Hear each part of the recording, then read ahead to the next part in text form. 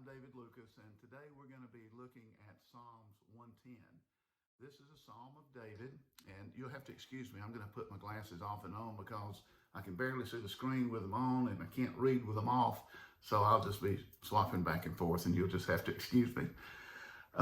This Psalm is about the coming of the Messiah. It doesn't say that, I know, but that's what it is. It's really the beginning story of the gospel, the promise of a coming Messiah.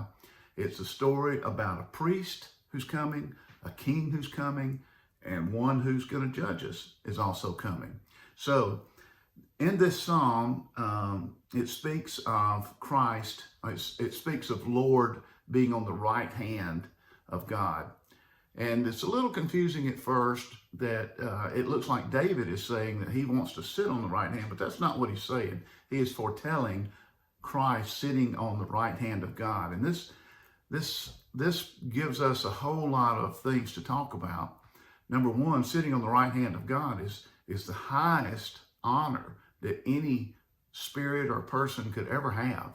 And of course, it does go to Christ. Also, it talks about him sitting.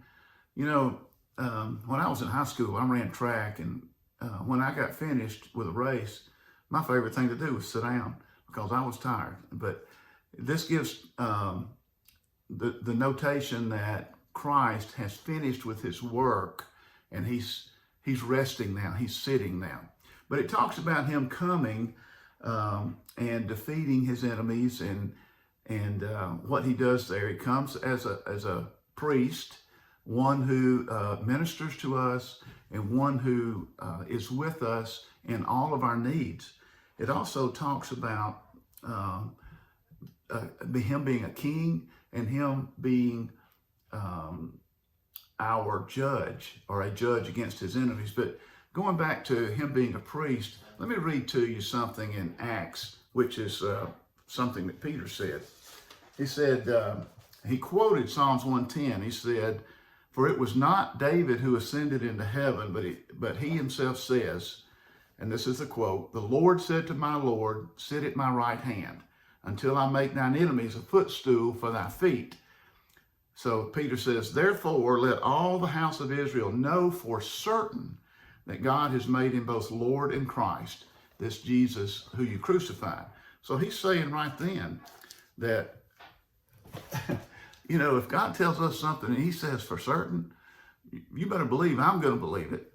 So he also comes as a judge, and this is not the kind of Judge Judy type thing, but rather than that, it's a final judgment. It's one where all of sin is defeated and all of the enemies of Christ are put under. In fact, it says this, that as happy as we will be in heaven, knowing that Christ is Lord, is seated at the right hand of God, and we are seated at the feet of Jesus, as happy as we are at that point, there's going to be just as much sheer terror and heartache for those who are the enemies of Christ, because he's going to judge them and not give them a sentence that will end one day, but it's going to be eternally damned for those who are enemies of God. And he is going to use them as his footstool, and they will never, ever share in the glory and the love or bask in the sunlight of his love. They'll never be able to do that. And finally, David says that he's going to be lifting up his head. The last verse said he will lift up his head. You know, when Jesus was crucified, he bowed his head and he died. But in his resurrection, he lifted up his own head, and he was able to be glorified at that point by God and let us see him, those who love him and aware of him, in this glory. And it says here, David is saying that at one day, he's going to lift up his head after he has defeated all of his enemies, and there's no more sin anywhere, and we are with him in heaven.